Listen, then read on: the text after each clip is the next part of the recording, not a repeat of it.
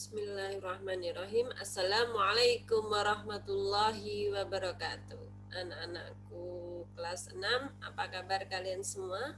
Wida berharap kalian dalam keadaan sehat, walafiat, dan senantiasa semangat dalam mempersiapkan ujian madrasah yang segera tiba. Kali ini jumpa lagi bersama Bu Ida. Kita akan melakukan pembahasan pada latihan soal ujian madrasah yang sudah diberikan kepada kalian beberapa waktu yang lalu. Simak ya, jangan ngantuk. Siapa tahu ada hal yang kurang pas dari yang Bu Ida sampaikan, mohon disampaikan ke Bu Ida. Tapi semoga semuanya berjalan dengan lancar. Yuk kita simak satu persatu soalnya. Bentar ya. Oke, kita mulai dari nomor 1. Hewan kalajengking memiliki ciri khusus berupa sengat berbisa. Ciri khusus tersebut berfungsi untuk ingat, bisa itu adalah racun.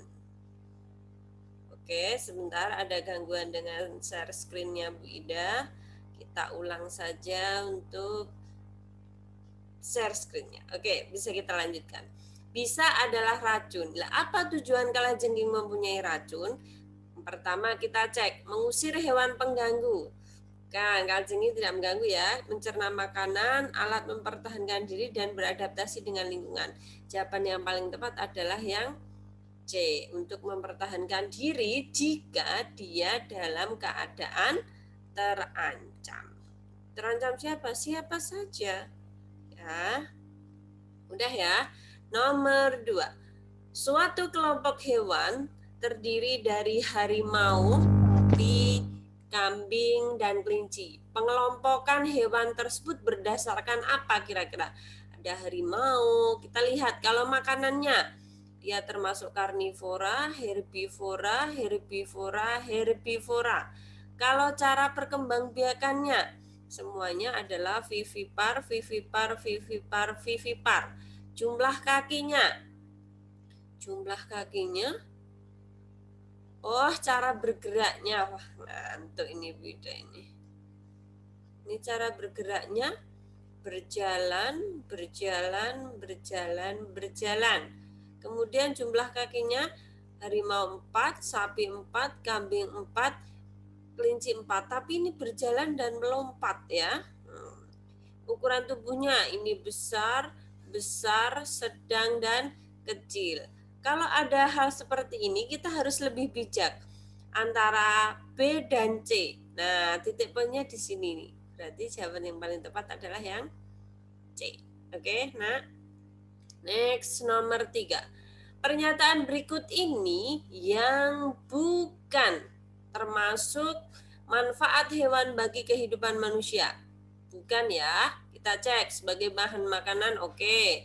Sebagai bahan obat bisa enggak?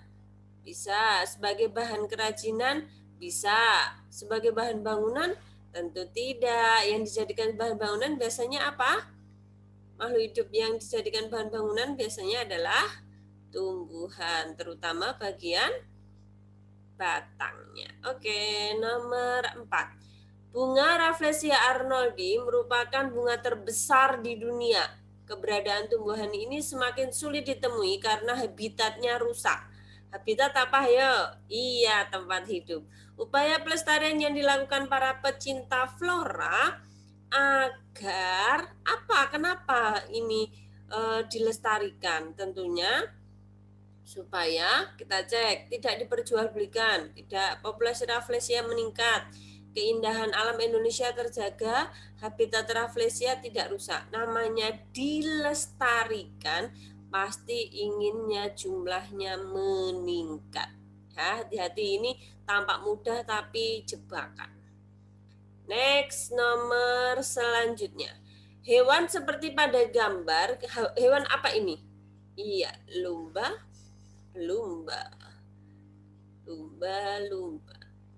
Ya.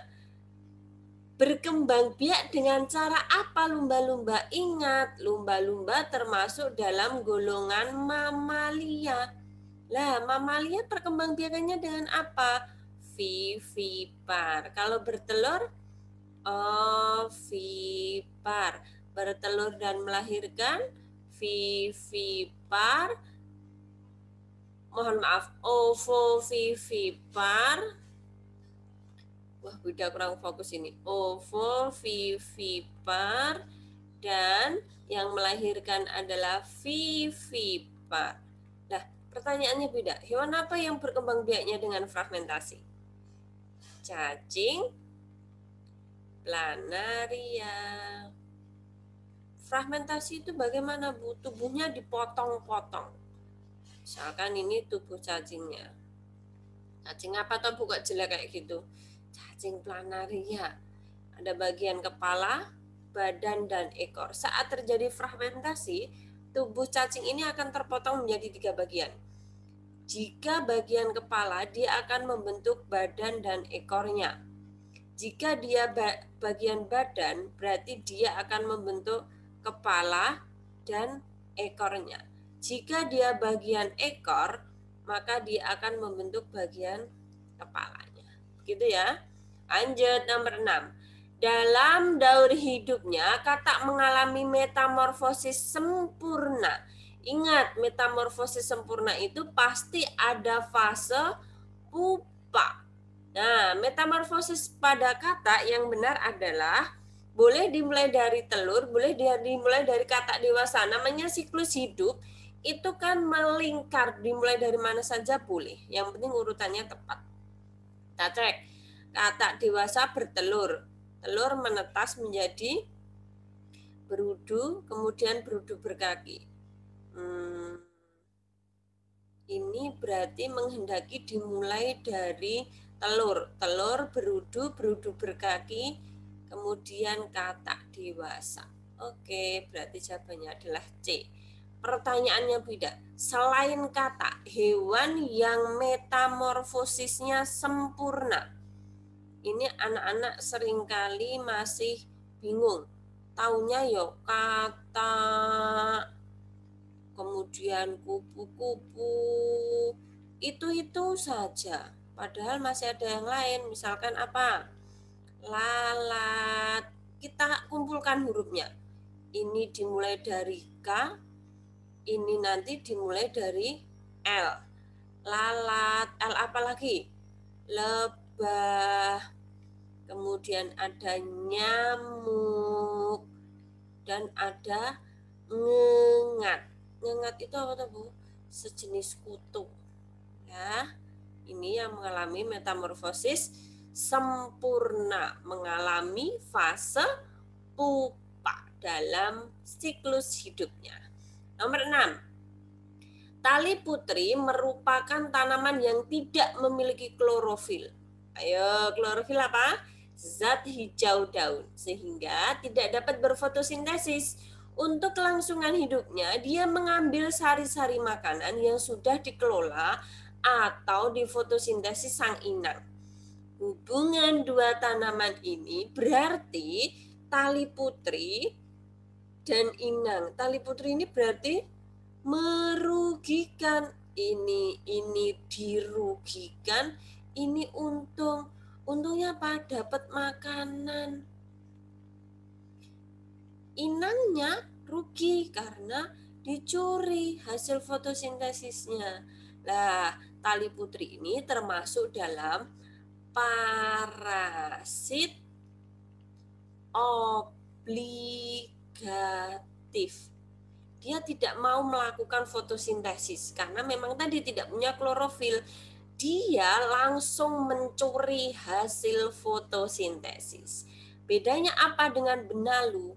Kalau benalu itu termasuk dalam parasit fakultatif. Nah, ini ilmu tambahan saja ya. Fakultatif. Apa itu? Dia mencuri bahannya.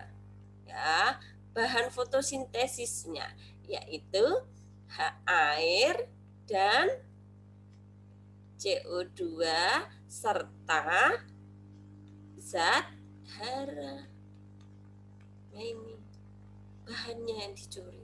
Baru dia melakukan fotosintesis sendiri. Nah, berarti ini parasit fakultatif ini menembus silim.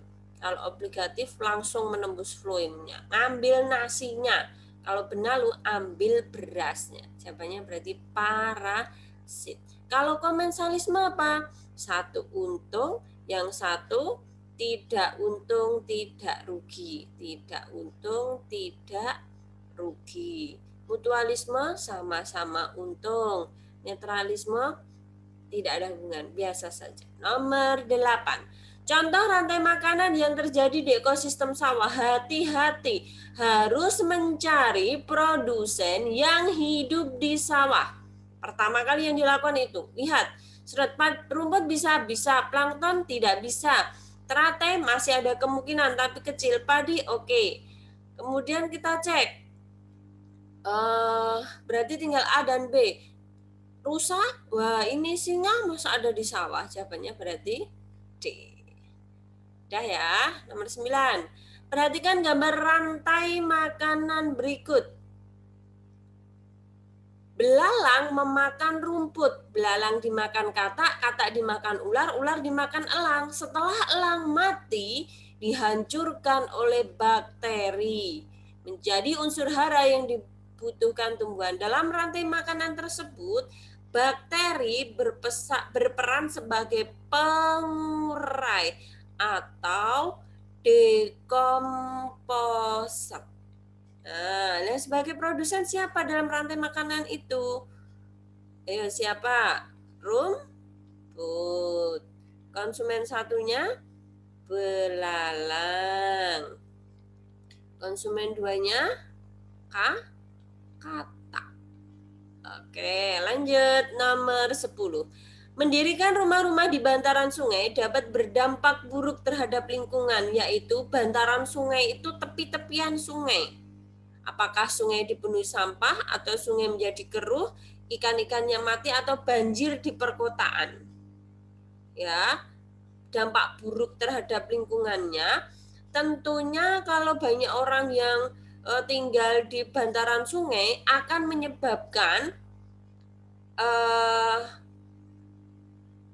lebar sungai ini menyempit ya. Tentunya.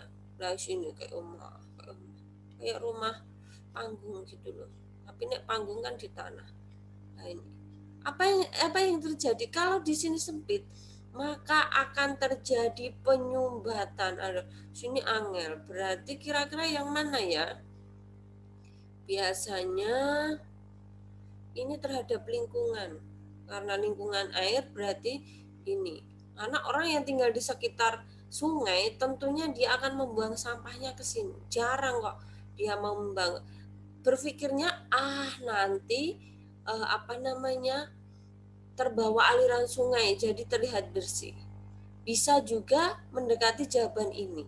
Kalau orangnya membuang sampah di sungai, nanti akan terjadi penyumbatan, nanti di kota akan terjadi banjir. Tetapi karena di lingkungannya kurang dijelaskan begitu lingkungan dalam skala yang luas, tidak lebih memilih jawaban yang A. Nomor 11. Beberapa hewan pemakan rumput seperti banteng, kerbau, dan sapi memiliki tanduk di kepalanya. Tanduk berguna tentunya dia untuk melindungi diri ya dari musuhnya. Nomor 12. Struktur akar terdiri dari inti akar, rambut akar, dan tudung akar yang masing-masing memiliki fungsi.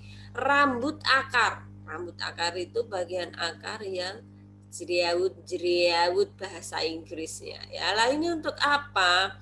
A. Membantu menembus tanah, ini tugasnya tudung. Menyimpan cadangan makanan, ini untuk umbi akar.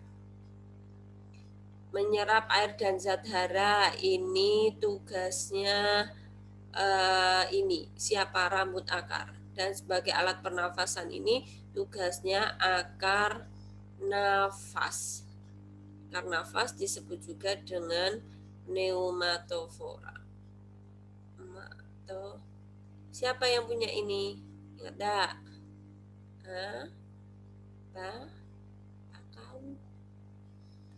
Lanjut nomor 13. Bagian telinga yang ditunjuk nomor 3. Nomor 3 ini menunjuk apa toh? Ini adalah namanya saluran Eustachius. Eustachius. Buatan cius lo ya. Ya, fungsinya untuk apa? Kita cek. Menangkap gelombang suara. Ini tugasnya daun telinga. Mengumpulkan dan menangkap ya tepatnya. Daun telinga. Meneruskan getaran suara ke otak. Ini tugasnya syaraf pendengaran. Kemudian menerima getaran suara. Tugasnya nomor 4. Siapa itu nomor 4? Gendang telinga. Nah, berarti tugasnya adalah D. Saluran Eustachius ini adalah saluran yang menghubungkan rongga telinga dengan rongga mulut juga. Nomor selanjutnya, sebentar Bunda geser gambarnya agak tertutup.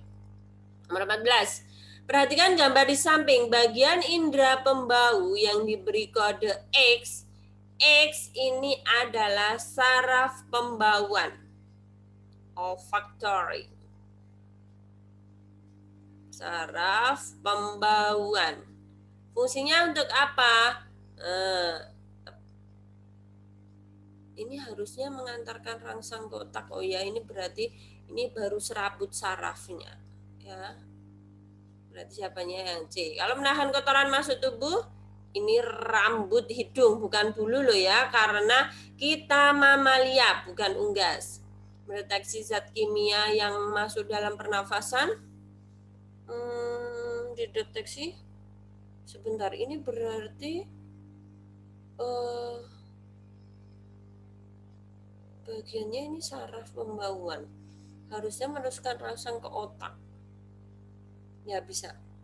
Yang mendeteksi zat kimia dalam udara pernafasan, dia hanya bisa membawa ini apa setelah ditransfer ke otak.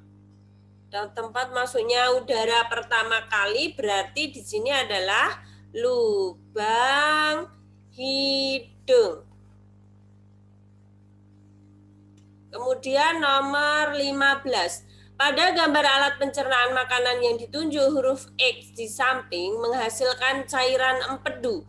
Fungsi cairan empedu pada proses pencernaan makanan kita cek satu persatu. Mengubah karbohidrat menjadi maltosa itu tugasnya amilase. Mencerna lemak itu lipase. Kemudian mengubah protein susu itu renin. Berarti jawaban nomor 15 adalah C. Nomor 16. Sistem sirkulasi peredaran darah. Perhatikan gambar di samping. Urutan peredaran darah besar. Besar itu dari jantung ke seluruh tubuh, kembali ke jantung lagi. Jantung itu J ya. Ditunjukkan oleh nomor dari jantung ke seluruh tubuh. Ini kita bisa bolak-balik ya, dari seluruh tubuh, jantung seluruh tubuh juga bisa. Berarti dari nomor, kalau jantung 463. Cek 463. Belum ada. Kita cek nomor yang A. 3524. 3524 ini adalah peredaran darah kecil dari jantung ke paru-paru. Berarti peredaran darah kecil. 461, 46, oh ini ada angka satunya, 4613, nah ini yang besar. Nomor 17, bagian rangka yang ditunjuk oleh huruf P dan H. P ini adalah dengkul alias tempurung lutut, sedangkan yang H ini yang berukuran besar kalau di depan. Gambarnya kurang jelas ya. Yang berukuran besar adalah yang kering. Oke, lanjut nomor 18. Pernyataan di atas yang merupakan fungsi protein. Kita cek persatu. Ini fungsi protein, mengatur metabolisme tubuh itu vitamin dan mineral, mengganti sel tubuh yang aus. Protein menghasilkan asam lemak adalah lemak. Berarti jawabannya adalah 1 dan 3. Nomor 19. Mimpi basah merupakan salah satu ciri perubahan fisik yang dialami remaja putra pada masa pubertas. Nah, mimpi basah itu menandakan terjadinya bahwa sperma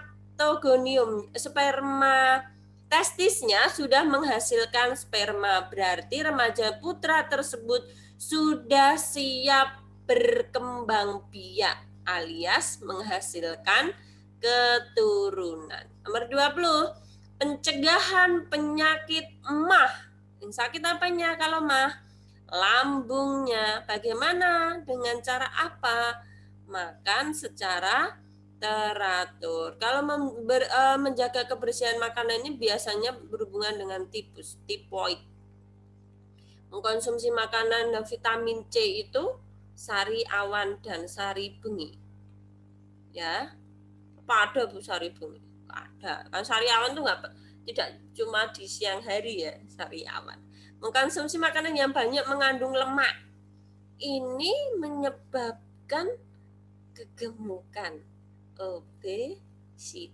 Lanjut. Nomor 21. Ketika Wanda sedang membuat es jus dari buah alpukat, tiba-tiba muncul titik-titik air yang muncul di luar gelas. Titik-titik air di luar gelas itu namanya pengembunan. Berarti dari ini mengalami pendinginan ya. Nah, pendinginan. Kalau pengkristalan ini bukan pembuatan garam loh ya. Ini terjadinya salju. Penyubliman itu pada camphor. Camphor apa? Camphor apa? Kapur barus bahasa Inggrisnya. Lanjut, nomor 22. Bahan kendaraan bermotor menggunakan bahan karet karena karet bersifat kedap air dan tahan panas, tidak tahan panas. Penghantar yang baik dan keras, tidak keras, lentur dan kuat. Tahan panasnya tidak, dibakar meleleh. 23. Kabel telepon pada waktu malam hari terlihat tegang. Pada malam hari suhunya turun, suhunya dingin. Nah, karena dingin ini mengalami penyusutan. B. Mudah ya. Kalau memuai harusnya memuai pada apa? Siang hari. Ini harusnya pada siang hari, makanya salah. Kalau memuai berarti dia akan memanjang. Gitu nggak? Lanjut, nomor 24. Konduksi adalah perpindahan panas melalui zat perantara tetapi tidak ikut berpindah zat perantaranya. Perpindahan panas semacam ini contohnya kita cek dari A. Ya, pada saat merebus kacang hijau naik turun berarti bergerak. Konveksi. Badan kita terasa panas, radiasi. Mengaduk teh sendok terasa panas. Ini lihat, ini ND. Ini ND. Tadi jawabannya yang C. Menjemur itu berarti radiasi. Udah, nomor 5. Untuk meredam getaran pada sepeda motor dipasang alat shock breaker. Bahasa ilmiahnya adalah sekok. Bisa mentel-mentel. Alat ini memanfaatkan sesuatu yang elastis. Itu berarti gayanya adalah Pegas. 26. Ini adalah pembuatan apa nak gambarnya? Pengaruh pada kegiatan seperti pada gambar adalah membuat gerabah dari tanah liat. Berarti gaya dapat merubah bentuk benda. Nomor 27, perhatikan gambar berikut. Permainan jungkat-jungkit. Berarti termasuk dalam, sebentar gambarnya agak tertutup ya. Jungkat-jungkit itu termasuk dalam, apakah bidang miring, tuas, baji, roda berporos. Ini baji ini sejenis, hampir sama dengan berarti termasuk pisau dan lain sebagainya. Dia adalah jungkat-jungkit itu tuas golongan pertama. Kenapa Bu? Titik tumpunya berada di antara beban dan kuasa. Titik tumpunya di tengah itu golongan 1. Nomor 28. Perhatikan gambar alat musik berikut. Sumber bunyi tentunya dari dawainya. Dawai ditunjukkan nomor 2. Nomor 1 itu pegangannya, 2 dawainya, 4 itu pengikat dawainya, 3 itu penggeseknya. Nomor 29. Perhatikan gambar berikut. Dasar kolam tampak lebih dangkal. Lebih dangkal berarti dia harusnya dalam. Itu dibiaskan. Kalau diuraikan itu contohnya pelangi-pelangi, alangkah indahmu. Cukup. Oke, nomor 30. Udah mah nggak bisa nyanyi karena bukan guru nyanyi ya. Pada hari Minggu ku turut ayah ke kota. Oh bukan. Pada hari Minggu kemarin Indah mencoba membuat kue. Untuk memasak kue tersebut Indah menggunakan kompor gas. Jadi ya, kompor gas. Perubahan bentuk energi yang terjadi pada penggunaan kompor gas. Gas berarti kimia. Titik poinnya di situ. Sumber energi alternatif yang berasal dari kotoran hewan. Mudah. Apa? Biogas. Kalau biosolar ini dari jarak. Bioetanol itu fermentasi umbi-umbian. Gasolin itu bensin. Biasa aja, Bu. Oke. 32. Perhatikan gambar rangkaian beberapa lampu berikut. Jika saklar S1 dan S2 disambung, berarti kalau disambung aliran listriknya bisa mengalir. S2-nya diputus. Mana S2? Shred. Putus, berarti tidak bisa ada aliran arus listrik yang mengarah ke P dan H. Maka lampu yang padam tentunya P dan H karena tidak mendapat arus listrik. Udah. 33. Perhatikan jenis tanah. Jenis tanah yang paling mudah terbakar adalah, titik poinnya di sini, mudah terbakar adalah miliknya siapa? Di rawa-rawa biasanya. Gambut. Jawabannya adalah yang D. Mudah terbakar. Bu, kapur, Bu. Dia meledak-meledak kalau kena air. Nomor 34. Tembaga adalah salah satu sumber daya alam di Indonesia yang banyak dimanfaatkan. Tembaga adalah logam sebagai bahan kabel. Kalau perhiasan itu logam mulia. Emas, perak. Badan pesawat terbang itu pakainya aluminium loh, Zah.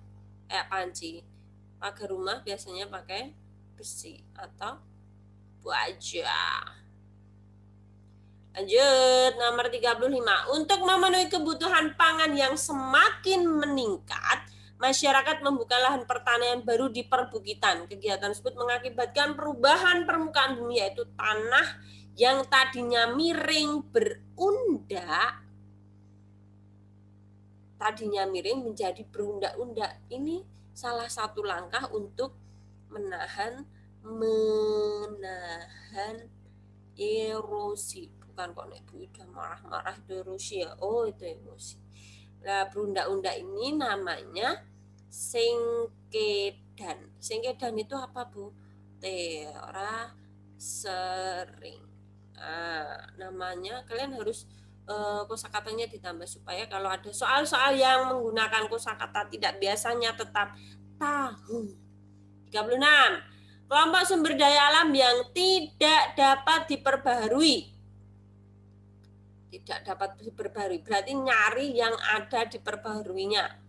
Berarti itu tidak. Rosella, biomasa, kemudian biogas, biomasa, kemudian cendana, di sini gaharukina. Tenghawang itu apa ya? Nama tumbuhan mungkin. Yang tidak dapat diperbaharui berarti biasanya logam dan barang tambang. Nomor 37. Planet dalam tata surya yang disebut sebagai bintang Joko Belek. Aneh-aneh saja ini pembuat soalnya.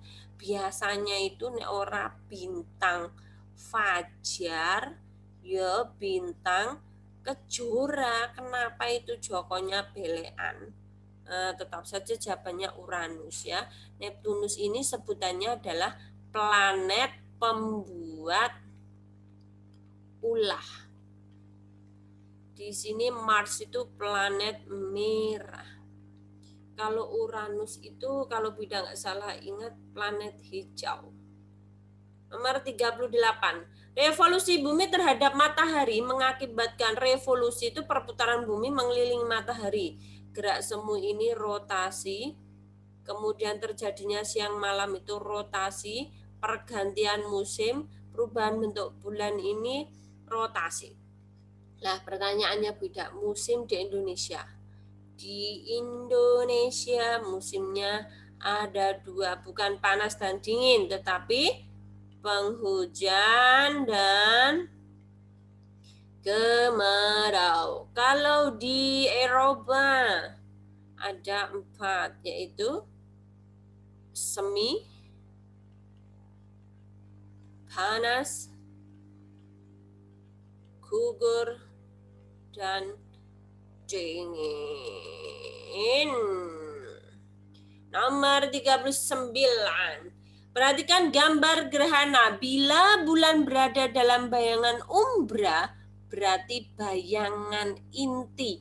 Jika bulan berada di bayangan umbra, ini umbranya berarti bulan yang dikehendaki ini akan terjadi dia lurus, berarti gerhana cahaya matahari tidak sampai ke bulan karena terhalang bumi. Gerhana bulan total. Ya nak, lanjut nomor 40. Jenis penanggalan yang menggunakan dasar peredaran bumi mengelilingi matahari itu revolusi. Berarti dia Masehi atau disebut juga dengan kalender Syamsiyah. Sedangkan Hijriah dan Komariah ini akibat revolusi bulan. Ini untuk penanggalan umat Islam ya, jumlahnya 354. Sedangkan ini 1 tahunnya adalah 365 seperempat hari. Kok pakai seperempat Bu? Seperempatnya ini akan kumpul jadi 1 hari. Nanti ada tahun kabisat. Ditunjukkan pada bulan Februari di tahun kabisat itu jumlah harinya 29. Selain tahun kabisat, dia hanya 28 hari mana? 1/4 ditambah 1/4 ditambah 1/4 ditambah 1/4 sama dengan 1. Berarti apa? Tahun kabisat itu jumlahnya nanti 366. Terjadi selama 4 tahun sekali. Oke anak-anakku, begitu yang bisa Bida sampaikan.